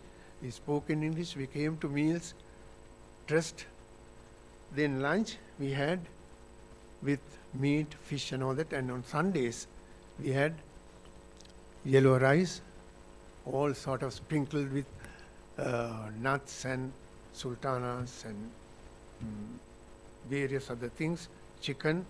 The vegetarians got cashew curry, and there was always dessert served in dainty Chinese dessert cups or crystal dessert cups. And imagine, we didn't have semesters at that time. We had a 10-week term, and we had 15 terms in the medical course. Now, for a term of 10 weeks, I paid 350 rupees. So each week, the amount I paid was 35 for each day. Therefore, that meal, I told you, 3 meals, and the tea cost about 5 rupees only at that time. And we had a government directive that the week was not 5 days, working week was 5.5 days, because Saturday was a half day. And Saturday half day, all the government offices, kacheris, banks and everything they were open, because the week was 5.5 days. So with regard to food, you must learn to manage your finances and somehow or other keep ahead. And you have various other, you have your mentors and you have your counselors. Speak to them if you have problems, and this is the time you need a good high protein diet and lot of exercise and free access to various other facilities in this university.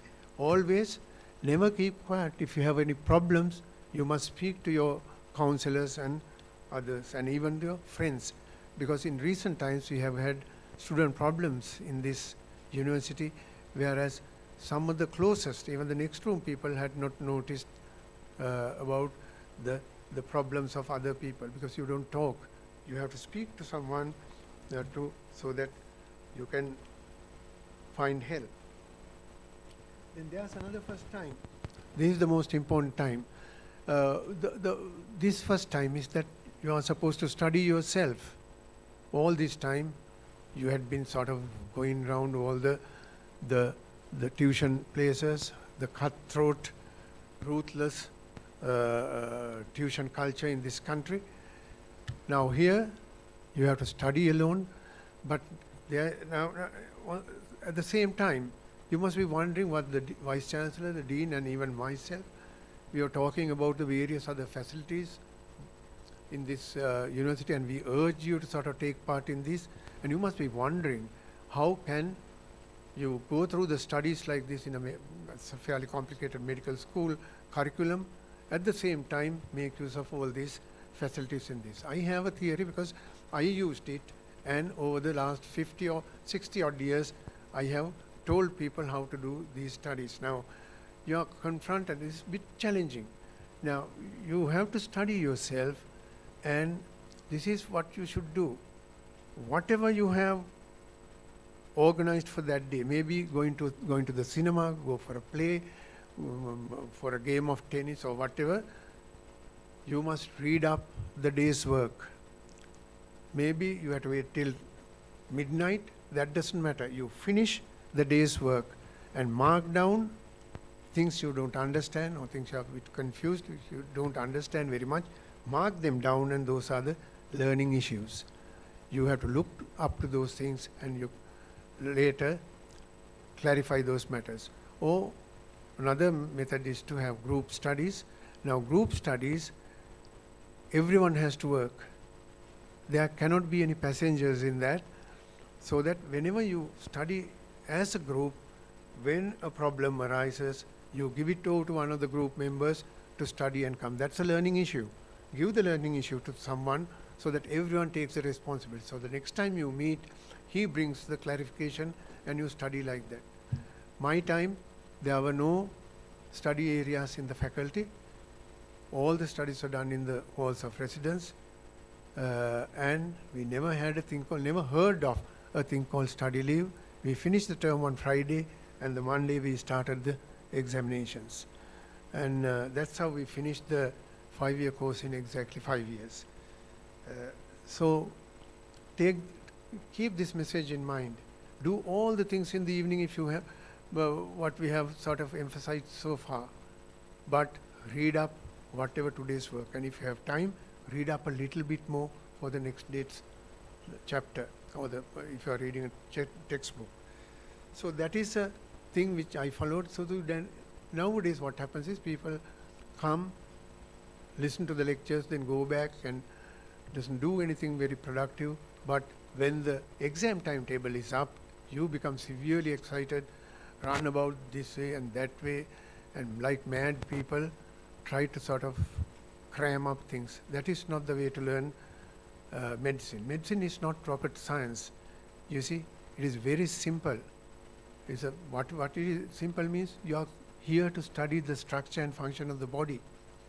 That you will do with your first semesters, structure and function, and then you study the dysfunction. That is when you do your paraclinical work, how this function and the structure get disturbed by various other factors. Then in the final year, you manage how to manage the dysfunction. So it is simple as that. So that don't take it as something very, very special, very sort of difficult and all that. Most of you who had done biology, you know exactly how it is, how the body works. So that is how you should always, and now most of the clinical, the first year training are clinically based, and even in Rajarata I try to do this because I looked after the anatomy department and I always got the people to teach anatomy as clinically as possible. Then this first few semesters are called, in this faculty I think they are called, the exams you come across are called semester exams, but the course is the preclinical course or the second MB course. And many other schools in this country use this term the first exam in the medical school as second MBBS. Now you must be wondering what happened to the first MB. Now we were the last in this country to sit the first MB. Now we sat the first MB in school. Now all those who aspired to get into the university in the biology stream offered subjects like botany, zoology, chemistry and physics. Those who aspire to get into the medical school, and that exam was called HSC, Higher School Certificate, and UE, University Entrance. Those who aspired to come into the medical school, we did extra 3-hour paper on organic chemistry, and all these subjects had 3-hour practicals in a university lab, even physics, chemistry, botany, zoo. And it was not easy getting into a university lab and doing these things. And this extra 3-hour organic chemistry paper and the practical was called first MB. So we sat the first MB in school, and the first exam in the medical school that's why it's called second MB. It is not there anymore. And I like to tell you that even passing the first MB, we had to sit for a very formidable interview. All those have to pass the interview. Now the interview is conducted in Colombo University, and they had a huge panel, members from the Ministry of Health, Ministry of Education, university dons, about, I think as far as I can remember, about 15 to 20 people in that panel. And everyone has to go through this interview to get into the medical school. All those things are not there now. It's very easy for you. Once you get through the A levels and get the correct Z score, you come here. So we had all those things, and you are very much privileged, and you should be very proud to be a member of this medical school. Now I will not take much time.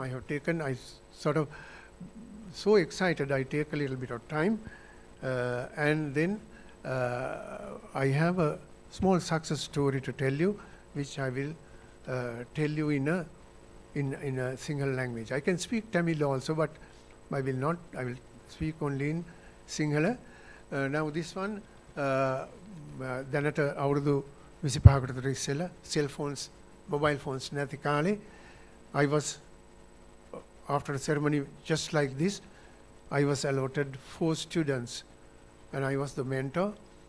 And after lunch, these 4 students came to my room, and they were not very sort of fashionably dressed.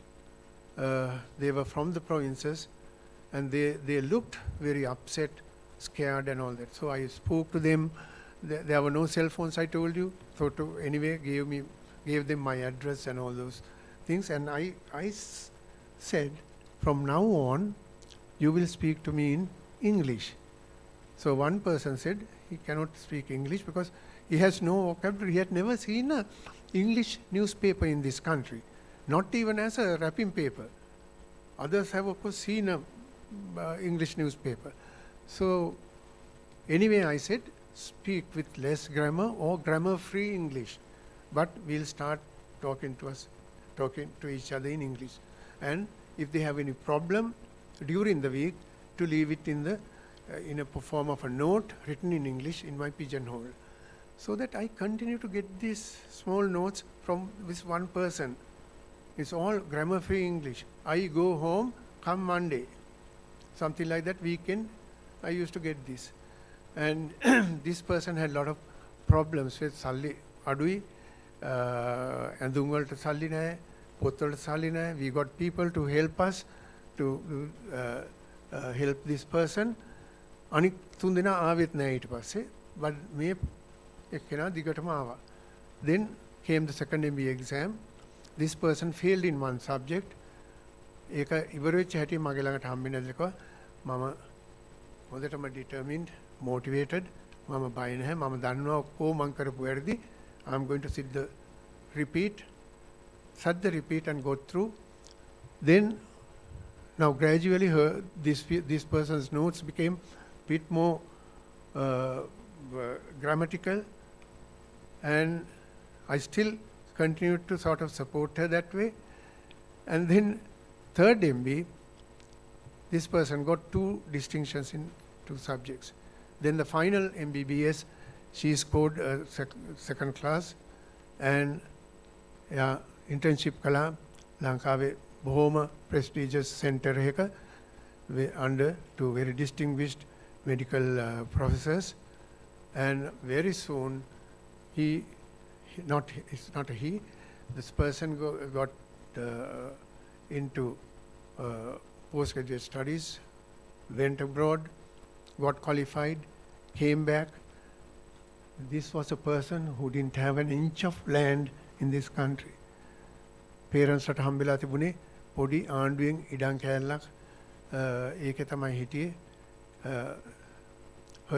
මෙයාගේ sister Jayawardena පුට්ටෙන්ට වුණා. එයාත් doctor කෙනෙක් වුණා. මල්ලි engineer කෙනෙක් වුණා. They bought land, built a big house for the parents. And I have permission from this person to relate this story. So මේක අහලා ඔක්කොම inspire වෙන්න ඕනේ. So it is not a big challenge if you have motivation and determination to go through this 5-year course. Your staff will always support you. So finally, thank you very much. I wish you all the very best. And few words to Vasanthi. Because Vasanthi, you were graceful enough to invite an old man who is well past the biblical force course as your chief guest. Thank you. So the voice is not that powerful these days. I may have stops and starts, but thank you very much for inviting me. Thank you all.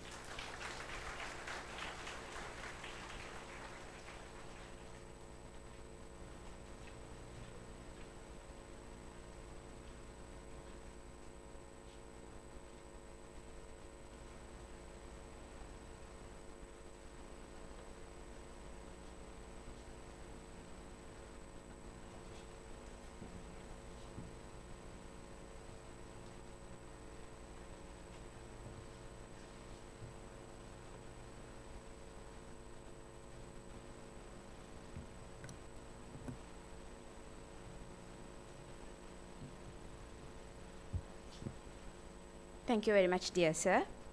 Those inspiring words will contribute to the personal and academic development of our new students. Let's now shift our focus to the next item of our program. Witnessing the remarkable academic achievements by your immediate seniors who have successfully completed the first part of medical curriculum is one of the most best inspiration that may received by new students who are entering to this exciting journey of Faculty of Medicine. Also, this is the best occasion to wholeheartedly admire the academic excellence of our undergraduates who had successfully completed first Barry examination at Faculty of Medicine, University of Peradeniya. Today, we are going to award scholarships, medals, and prizes to students from 2019-20 and 2020-21 batch for their impressive academic performance at second MBBS examination. To award the certificates, I would kindly invite Professor M.D. Lamavansa, Vice Chancellor, University of Peradeniya, and also Professor Vasanthi Pinto, Dean, Faculty of Medicine, to assist him.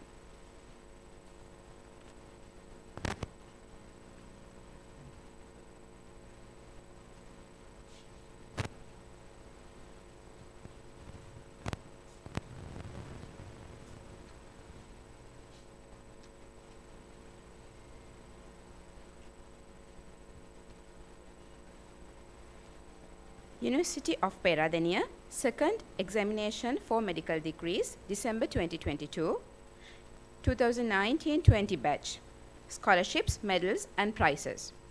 University scholarship for the second MBBS examination, Mr. R.A.S.M.B. Ramanayaka.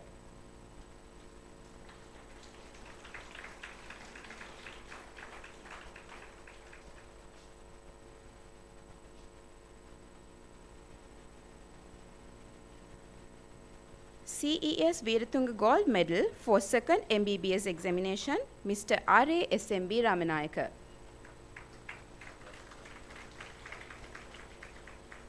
Chalmers Gold Medal for Anatomy, Mr. R.A.S.M.B. Ramanayaka.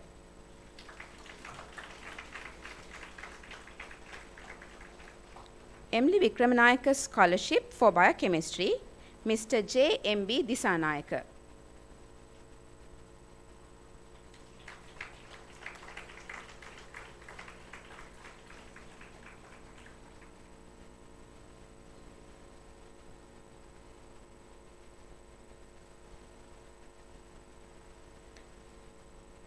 Arthur Fernando Memorial Prize, Mr. R.A.S.M.B. Ramanayaka.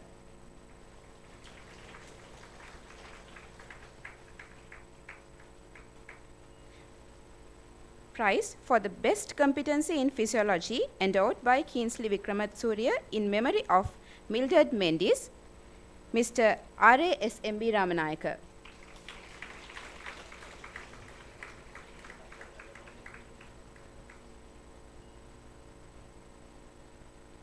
Karandane Hevage Donald Fernando Prize, Mr. N.D.P.B. De Silva.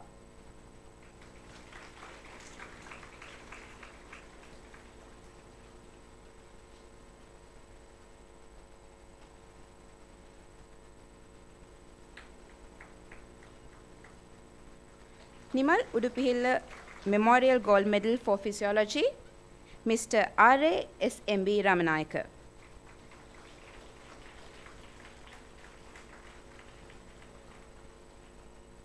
Sunil Vimalaratna Gold Medal for Excellence in Physiology, Mr. R.A.S.M.B. Ramanayaka.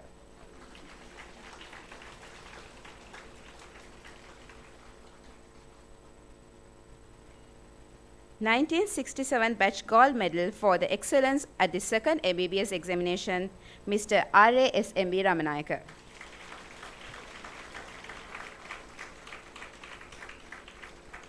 (1967) Batch Scholarships for the Excellence at the second MBBS examination, Mr. R.A.S.M.B. Ramanayaka, Miss D.M.N.N. Danapala.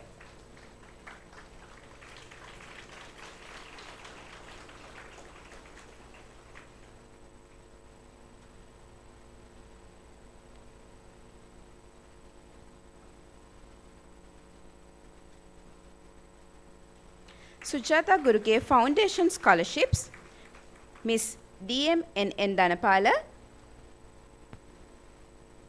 Miss K.A.V. Apsara, Miss H.M.A.K. Ratnayaka.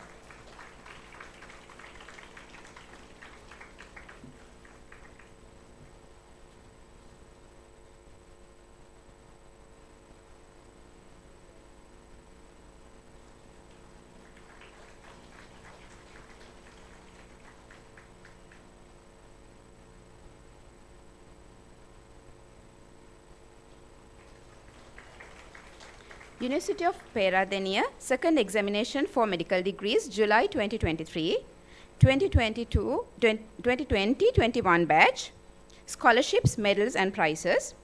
University scholarship for the second MBBS examination, Ms. S. Mirtri.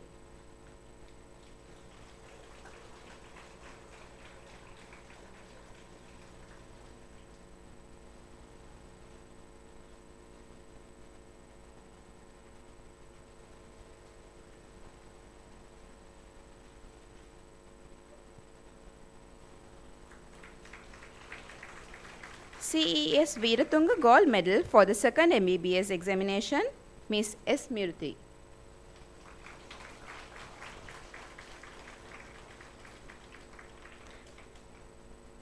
At the Fernando Memorial Prize, Ms. S. Mirthy.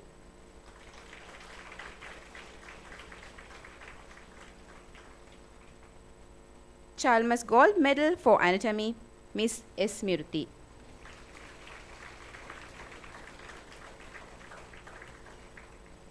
Emily Vikramanayaka Scholarship for Biochemistry, Ms. H.B.R. Nivaratna.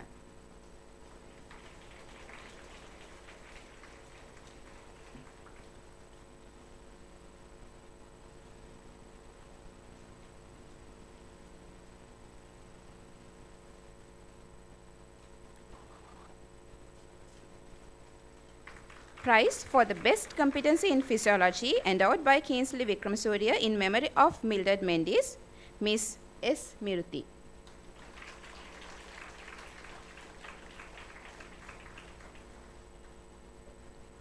Karandaniya Hevage Donald Fernando Prize, Ms. R. P. K. Surinder.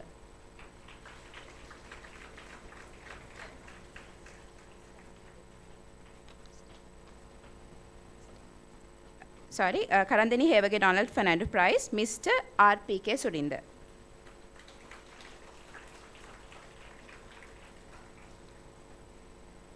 Nimal Udupihila Memorial Gold Medal for Physiology, again Ms. S. Miruthi.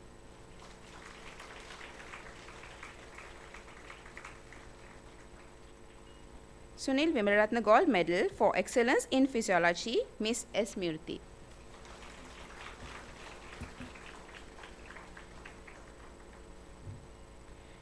(1967) batch gold medal for excellence at the second MBBS examination, Ms. S. Miruthi.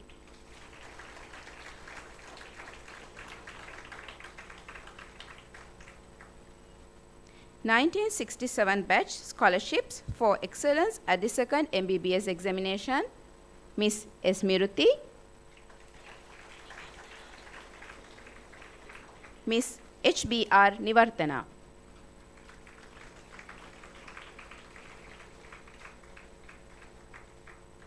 Sujata Guruge Foundation Scholarships, Ms. S. Miruthi, Ms. Abe Gunasekara J.S.,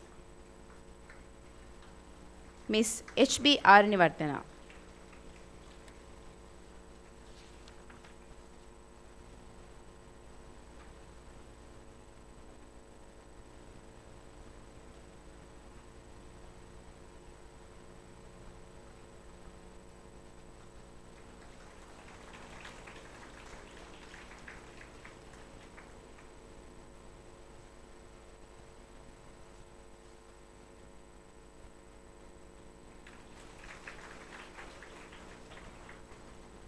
Thank you very much, sir and madam.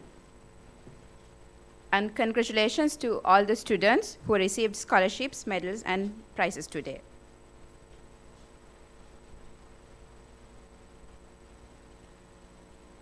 Our medical students are not just exceptional in their academic pursuits. They also showcase incredible talents beyond the classroom.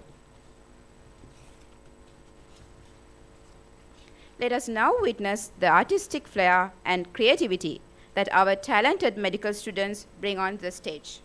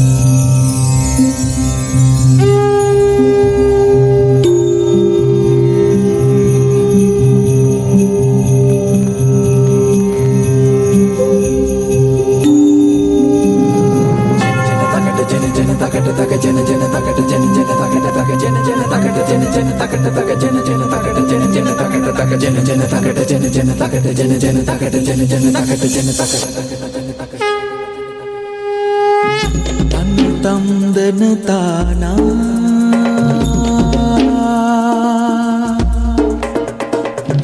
தேய் தந்தன தானே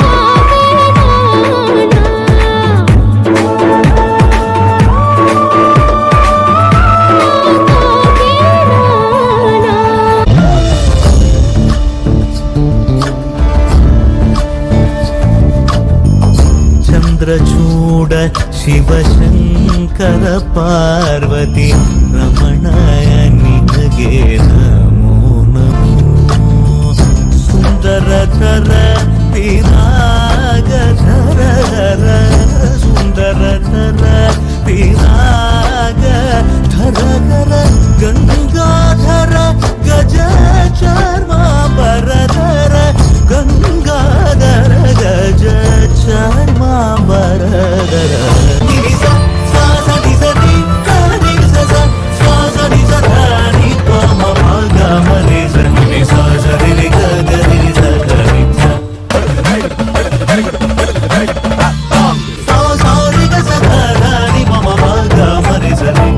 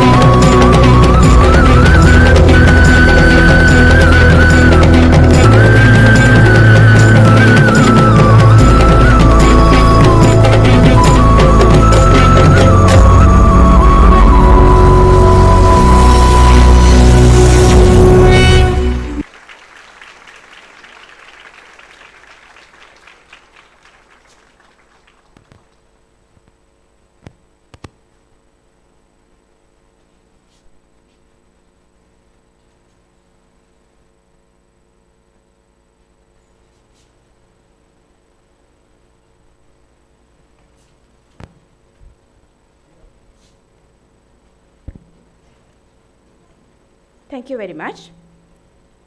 I would fail in my duties if I do not mention that this amazing performance was presented by students of 2021-22 batch, the immediate seniors of our new entrants. I would next invite Mr. R.A.P. Hirushan, the President, Medical Faculty Student Union, to address the new entrants.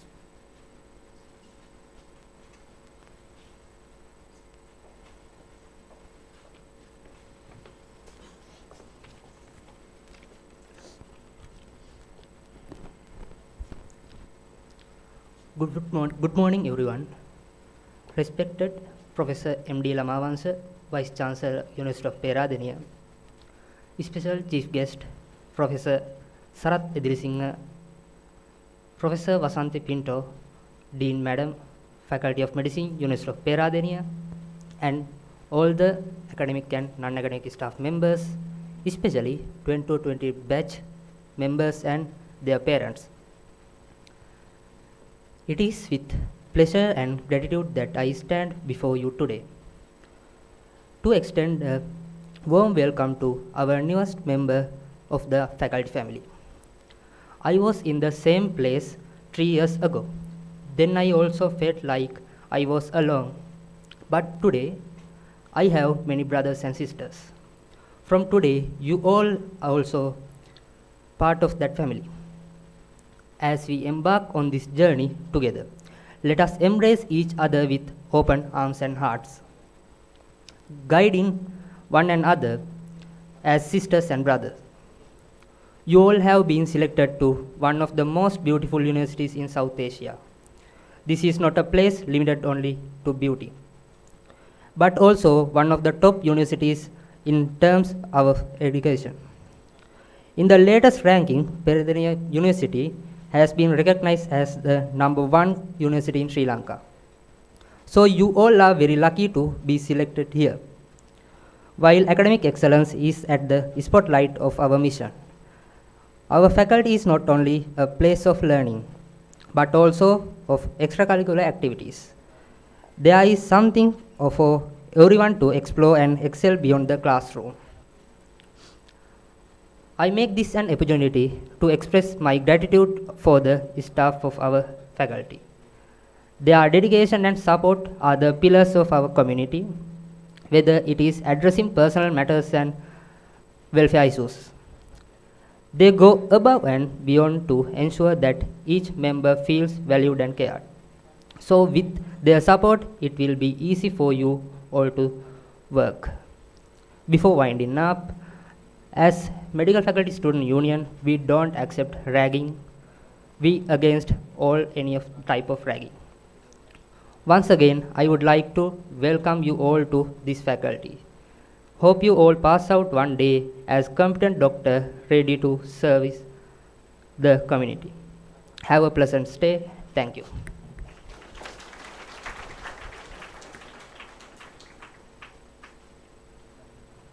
Thank you, Hirushan. With that, we are now coming to the end of the new entrance welcome ceremony. I would like to invite Professor Uday Ralpanawat, Chairperson, Students Affairs Committee, to deliver the vote of thanks.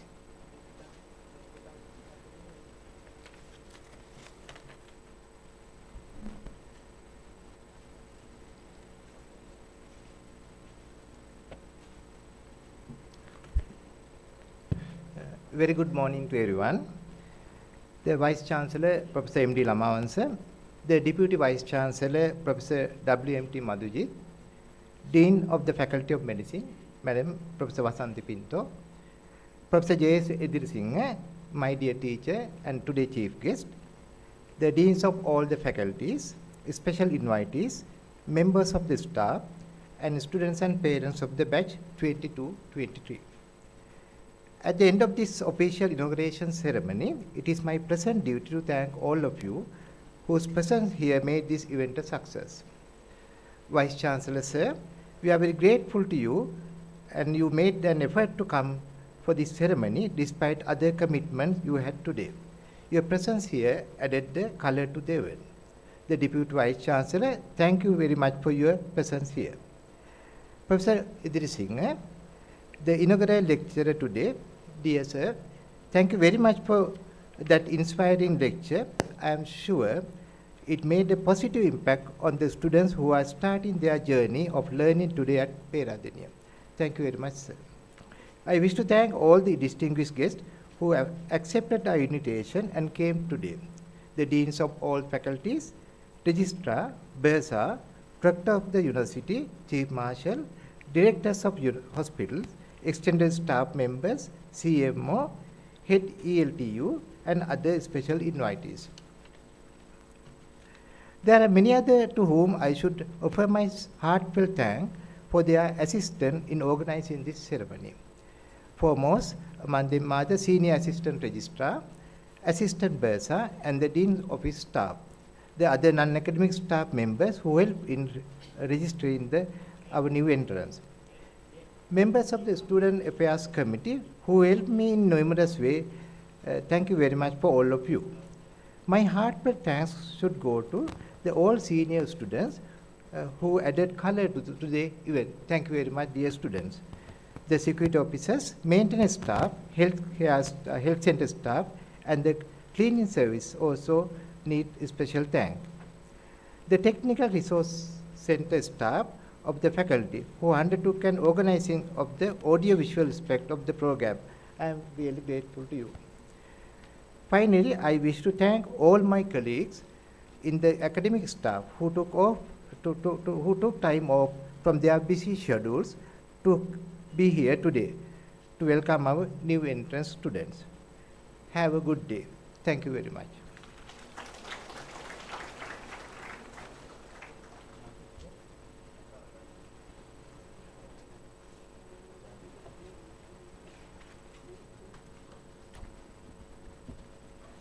That brings us to the end of the official ceremony organized to welcome 2022-2023 batch of Faculty of Medicine, University of Peradeniya. Dear new students, I congratulate you once more for getting selected to this beautiful faculty and the university. We eagerly anticipate witnessing the growth and achievements that will unfold in the new chapters of your life. May this inaugural moment be the spark that ignites a transformative and fulfilling experience for all. To all who presented today, your presence added a special color to this special occasion. To mark the ending of the ceremony, please rise for the national anthem.